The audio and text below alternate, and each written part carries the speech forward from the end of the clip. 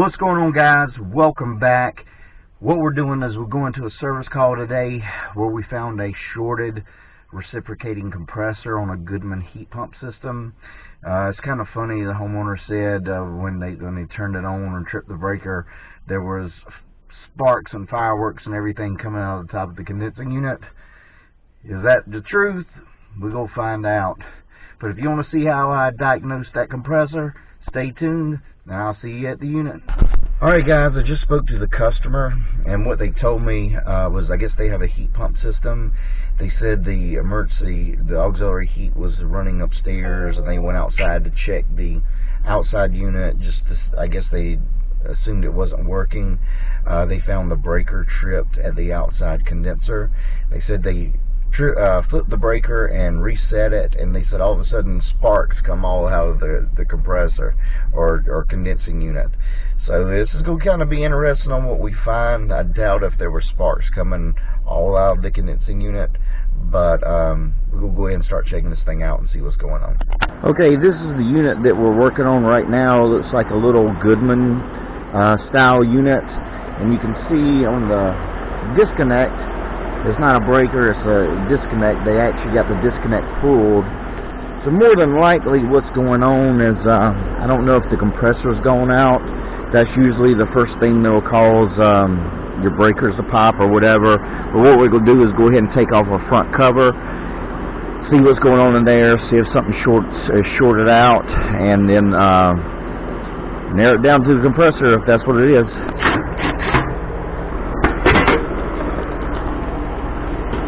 Okay, we're looking all in here. We don't see anything shorted out. So more than likely this is pointing on to our compressor. So let's go ahead and take this top off. Let's see if any wiring is shorted for our compressor before we narrow it down. Alright, we got the top off. I've looked at my wiring for my compressor. There's no shorts in the wiring or anything. But one thing that you can smell is burning.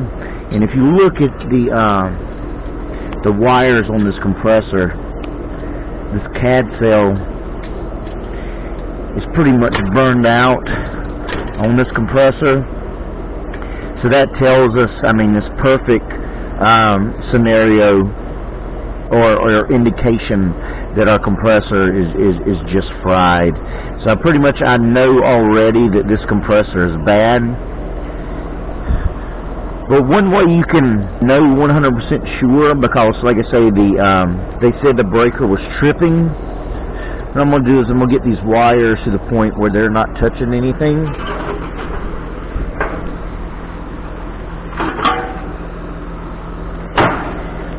Just kind of set this back down for a second. One thing that you do is you get everything, you can unhook the compressor, and what we can do is we can put our disconnect back in. If our fan starts going and it doesn't trip the breaker again, then we know that the whole problem is the compressor. Like I say, I mean, just seeing what's going on, I know the compressor is bad with the CAD cell being burned out. But, you know, for somebody new or something like that, if you would just want to 100% check, you can take the wires off the compressor, put the top back on, turn it on. If your fan kicks back on and it doesn't trip the breaker, that you've got the short figured out. So let's go ahead and pop this back in.